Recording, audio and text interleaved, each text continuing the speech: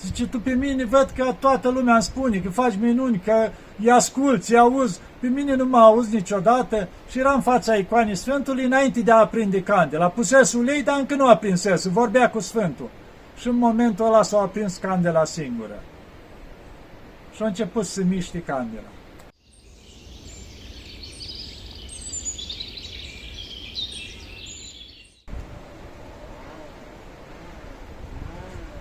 Iată, dragii mei, că ne vedem iarăși. Continuăm pe unde am rămas. Da, vedeți în spatele meu tot chilia Sfântului Artemie, de la intrare cumva, din alte poziții. Aici e exact poarta, care ați văzut în prima filmare când am urcat pe jos împreună și m-am oprit în fața porții. Aici, vedeți, latura asta ce o vedeți aici, am mai adăugat în următorul an. Deci am mai adăugat 2 camere și o cameră a cuptorului, ca putem spune așa asta, în următorul an, în afară de alea 3 chilii de care v-am spus. Da. Și o să continuăm acum cum au decurs lucrurile. Dar înainte de asta vreau să spun ceva. Am văzut că multă lume mă caută pe telefon. Vreau să știți un lucru, că nu prea mai răspund la telefon. De câteva luni am dat telefonul pe silențios și nu răspund aproape la nimeni. Deci l-am dat deoparte, din cauza că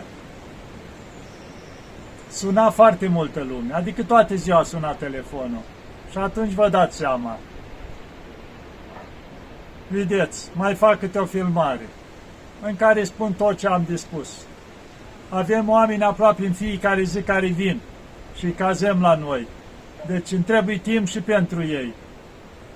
Avem slujbile la biserică, trebuie să fiu și acolo. Și plus mai fac câte ceva pe lângă casă. Ați văzut că mie îmi plac foarte mult florile. Ei, deci tot timpul mă ocup de ele. Deci cumva nu mai permite timpul și pentru telefon. Și de asta, cel mai bine care au chiar o problemă și vor ceva să trimită mesaj. Că mesajele când am timp le citesc.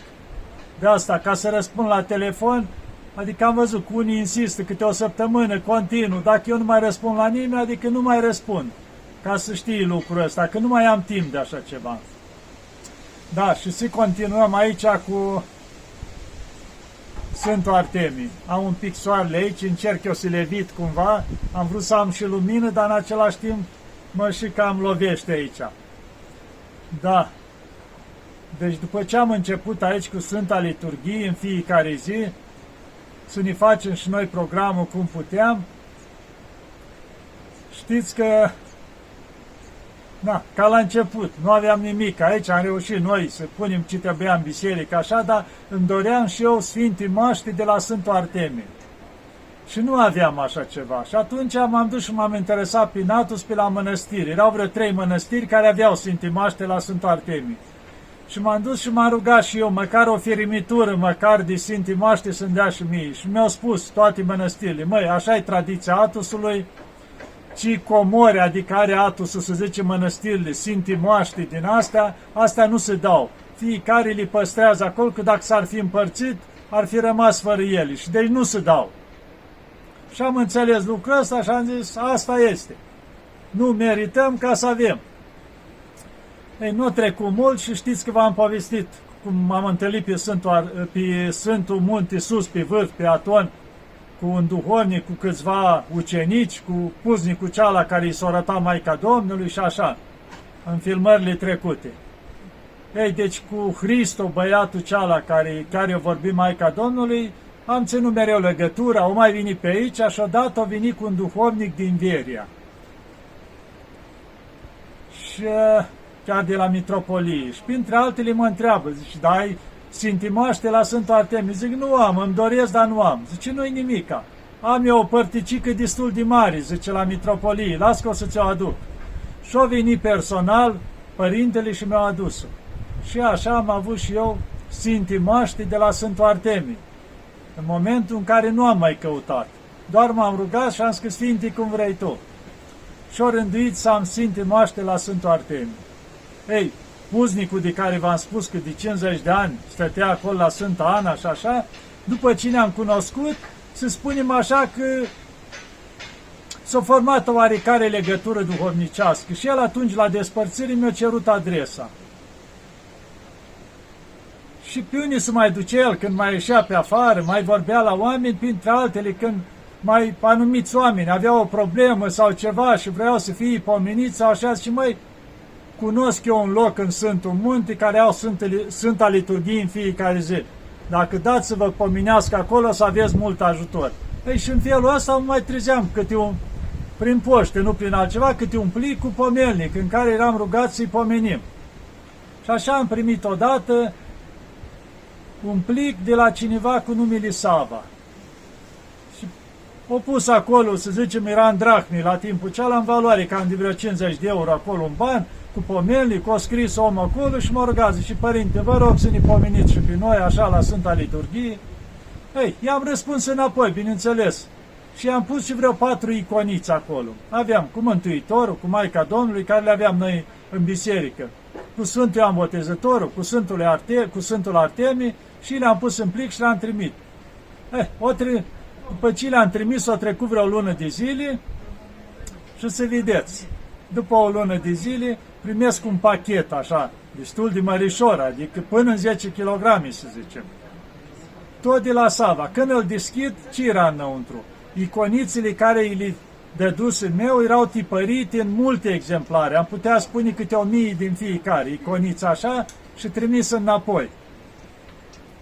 Și atunci, el mi-a spus atunci, zice, printre altele, am luat legătura cu el, că mi-a lăsat și un număr de telefon, și atunci am luat legătura cu el și am vorbit. Și mi-a spus, zice, părinte, eu am o mică tipografie.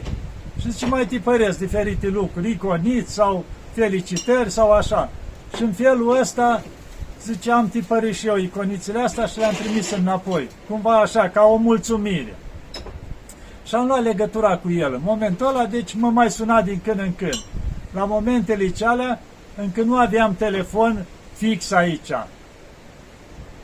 Deci a apărut sub primele telefoane mobile. Și nu mi-am luat telefon mobil, dar a venit s-o dat un părinte pe aici din România și o sta câteva zile la noi. Și printre altele, când se plece, zice, părinte, am terminat banii. Zice, dacă vrei să mă ajuți cu ceva, să am cu ce ajunge în țară, dar nu ca să-mi dai așa. Zice, uite, eu am un telefon mobil, zice, ți-l las aici și așa nu mai trebuie, și zice, să-mi dai ceva. Hai, zic, cum vrei tu, i-am dat bani de drum la părintele și s-a dus. Și telefonul l-am lăsat undeva acolo. Ei, cu timpul i-am pus și eu o cartelă și am început să-l folosesc. Și mai țineam legătura cu Sava. Și mi-a zis, zice, părinte, și am și eu o rugăminte. Zic, spune. Zice, uite, am un băiețel de câțiva anișori, dar nu mai poate soția să rămâi însărcinată. Și chiar mi-a spus doctor, am fost la control, că nu mai poate să facă copii. Are ceva probleme de sănătate și nu mai poate să facă copii. Puteți să ne pomeniți, că noi ne mai dorim copii. Sigur că da. Ei, l-am pus să-l pomenim la Sfânta Liturghie. Ei, au trecut vreo 2 luni de zile și mă sună. Bucuros, zice, părinte, a rămas soția însărcinată. Zic, slavă Domnului, mulțumiți Maicii Domnului, că, na, noi în afară că pomeneam la Sfânta Liturghie, mai spuneam la părinți. Când mă suna cineva cu o problemă, îi spuneam, măi, uite, pomeniți pe cutare. Și atunci le spuneam la toți, măi, faceți o rugăciune pentru Sava, că, uite, are și el nevoie. Și părinții fiecare făceau cu metanie acolo, în biserică, pentru el acolo câte o rugăciune. Și așa, Maica Domnului, Dumnezeu ajuta. După aceea, bineînțeles că mă roagă, mă sună, zice, știi, uite, am un prieten căsătorit de câțiva ani și nu poate să facă copii. Zice, la fel, soția lui are ceva probleme, eu sunt doctorii, nu pot să aibă copii și își dorește tare mult. Puteți să-i pomeniți? Cum să nu zic?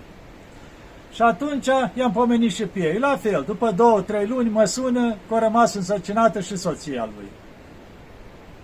Bucuroși, bineînțeles, ca să nu mai intru după aia în legătură cu așa ceva, la Sava au născut un copil, după 2 ani al doilea copil din nou, ia la prietenul lui Iorgu, așa-l chema, din 2 în 2 ani a născut câte un copil până la 3 copii, și acolo.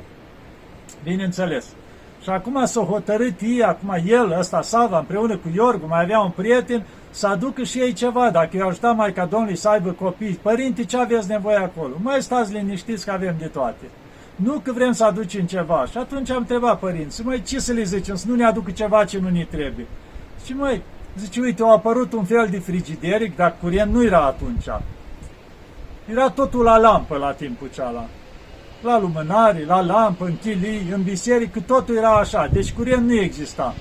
Și atunci ce foloseam noi, dacă era un aragaz, ceva să-l foloseam, era butelii din astea mai mari, așa cumpăram de la Carea și la butelii. Ei, au apărut un fel de frigideri, care tot așa era la butelii. Dădeai foc, ardea, dar avea un sistem înăuntru care transforma și îngheța. Și am zis atunci, da, dacă vreți, până la urmă, luați un frigider. Și gata, părinte, rezolvăm. Să zicem că acum, așa, în calculat așa, ar fi vreo 1000 și ceva de euro. Era un frigider la timpul cealaltă.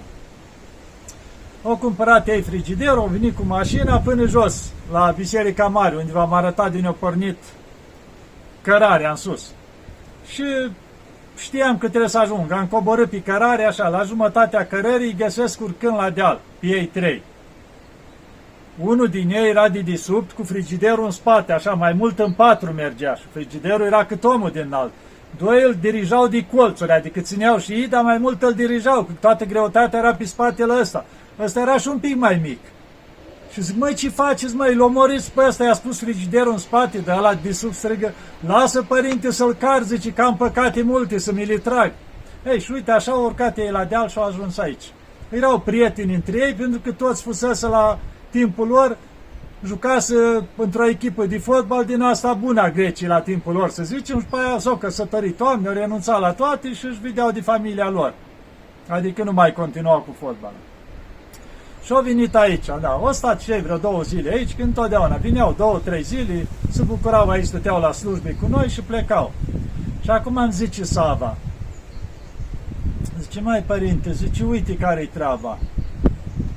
Zice, nu vrei să spui telefon fix aici, că pe mobil, atunci știți când a apărut mobil, era foarte scump. Deci era, ca să vorbești, nu-ți permiteai așa, 1 minut, 2, costa scump, nu erau opțiuni ca acum, tot felul.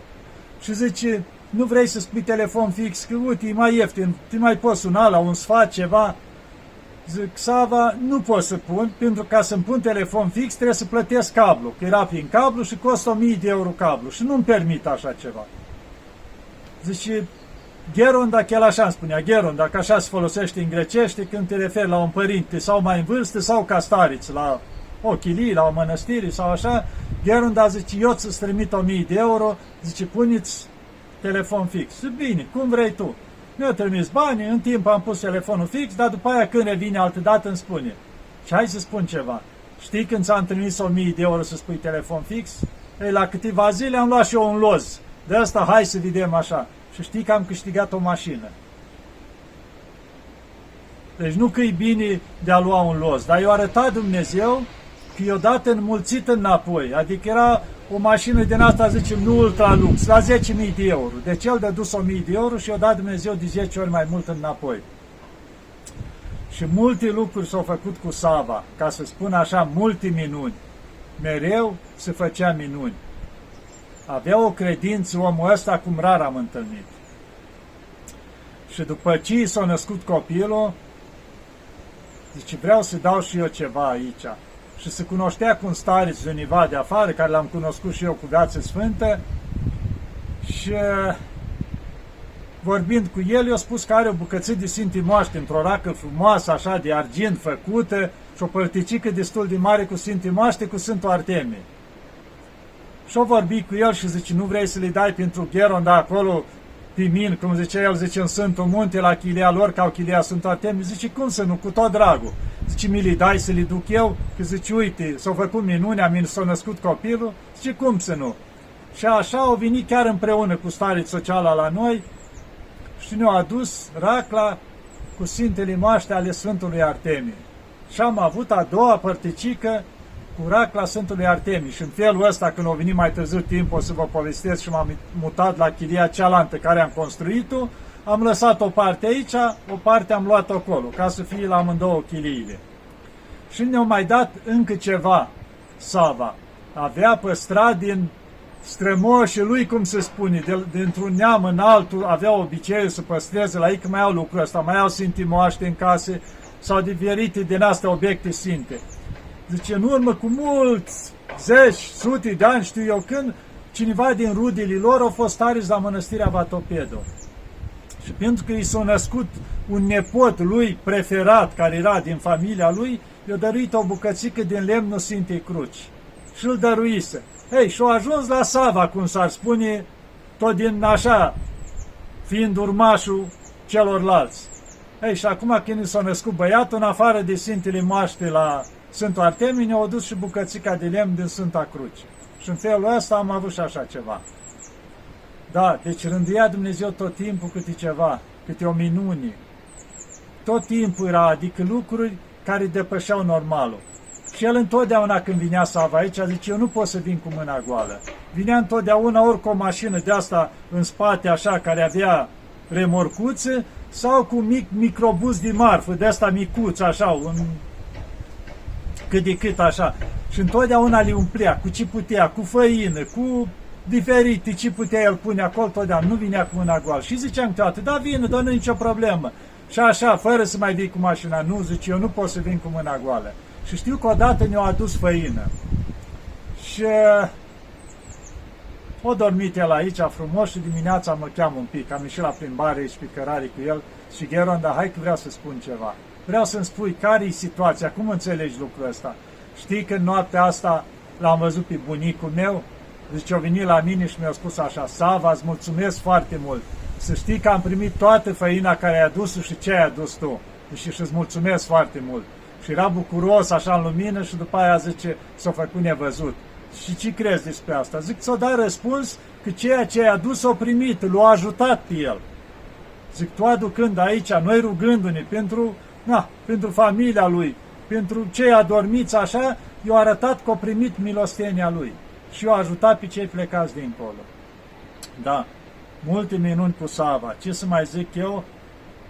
Să încerc să-mi amintesc așa.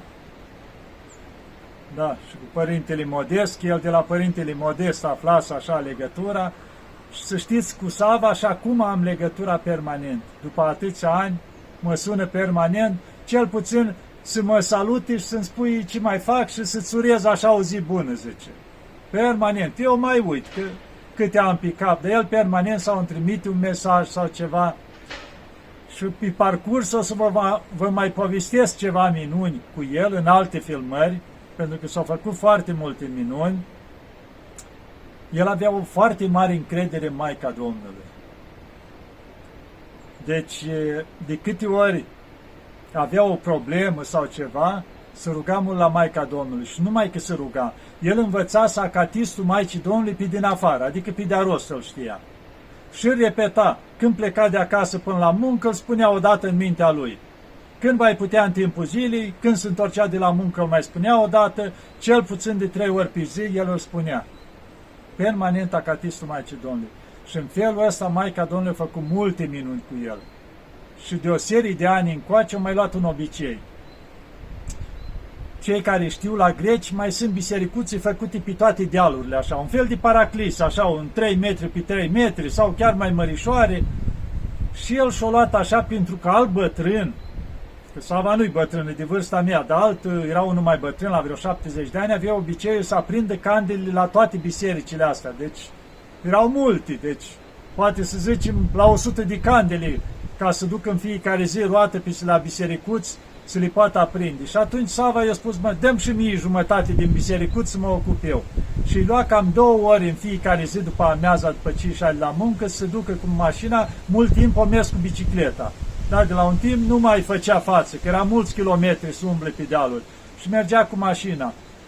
Deci îi lua cam 2 ore să reușească să aprindă peste tot. Cu uleiul lui, osteneala lui în fiecare zi. Și am un prieten, el m-a întrebat, zice, bine, dar nu mai vii cu noi la o cafea, ce faci? Zice, mă, am o grădiniță, așa, de legume, de astea, cum se zice, în afara orașului și trebuie să mă duc în fiecare zi să o îngrijesc. Adică cumva cu tâlc spunea, dar nici nu-i spunea ce face el. Și în felul ăsta se ducea permanent și aprindea candelele. Și multe minuni s-au făcut, de multe ori. Păi se mișcau candelele singure, simțea mireazmă în biserică. Odată mai avea el ceva probleme, îl mai durea, tot cum mai spunea el, băi, nu știu de la ce aici, era ceva splina, nu știu ce îl durea pe el. Ei, și s-a mai rugat el și o zice, măi, dar pe mine nu mă aude nimeni, să-mi treacă și mie asta, că mă doare. Și odată s-a dus la biserica Sfântului Mina și spune, Sfinte Mina, vezi că mă doare și pe mine, zice, na, fac și eu o steneală ce pot. Zice, tu pe mine văd că toată lumea îmi spune că faci minuni, că îi asculți, îi auzi, pe mine nu mă auzi niciodată și era în fața icoanei Sfântului înainte de a aprinde candela. Pusese ulei, dar încă nu aprinsese, vorbea cu Sfântul. Și în momentul ăla s-a aprins candela singură. Și a început să miște candela. Săracul, așa, un cremenit, s-a retras mai în spate, îi tremurau picioarele, s-au pus într-o strană, după ce și-o revenit, s-a mai rugat el la Sfântul, a ieșit afară și m-a sunat. Și Gheron, dar ce o să fie eu să mi se întâmple ceva? Nu se întâmplă nimic. Zic, dar ce îi spuneai la Sfânt? Păi că nu mă aude. Păi uite, ți-o arăta că te aude, ai văzut? Deci te aude, dar o să te ajute când crede că e de folos. Da, dragii mei, ce să vă mai zic, că atâta de multe încât așa nu mai amintesc nici eu. Trebuie să stau să mă gândesc. Eu nu analizez dinainte așa. Mă gândesc și eu cu un sfert de oră înainte cam încerc să-mi amintesc, să-mi reactivez memoria, cum se zice, ca să mai amintesc anumite lucruri.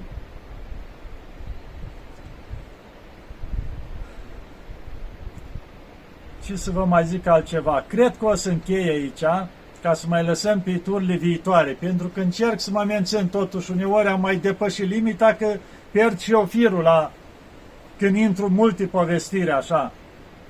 Și de asta, deci, voi intra și în alte lucruri care le-am trăit personal, să zicem așa, în afară de toate astea, dar multe minuni cu Sava, iar revin la el cumva, acum am dedicat mai mult în legătura asta cu el, credința lui era foarte mare. Și mă suna de multe ori și îmi spunea, Gheron, dar zice, uite, am un prieten sărac cu are cancer, e foarte grav, poți să-l pomenești? Zic, cum să nu? Cu mare drag, îl punem aici la Sfânta Liturghie. Și bineînțeles, cum v-am spus, îi puneam la părinți să facă câte o rugăciune pentru el. Nu trecea mult, 2, 3 săptămâni, o lună, mă suna, Gheron, dar să știți că s-au vindecat, zice.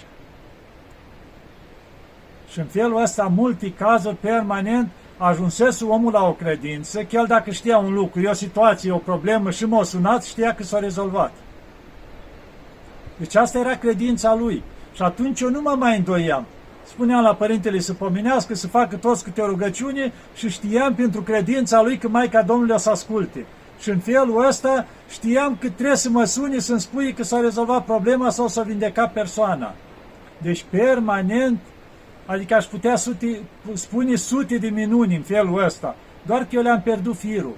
Erau permanent, săptămânal lucruri din asta și nu mi le-am notat, nu m-am mai gândit la ele, deci acum când m-am gândit cu filmările astea, am început să mă gândesc așa, măi, cam ce-a fost atunci, că mie mi se părea ceva normal toate astea la timpul ceala.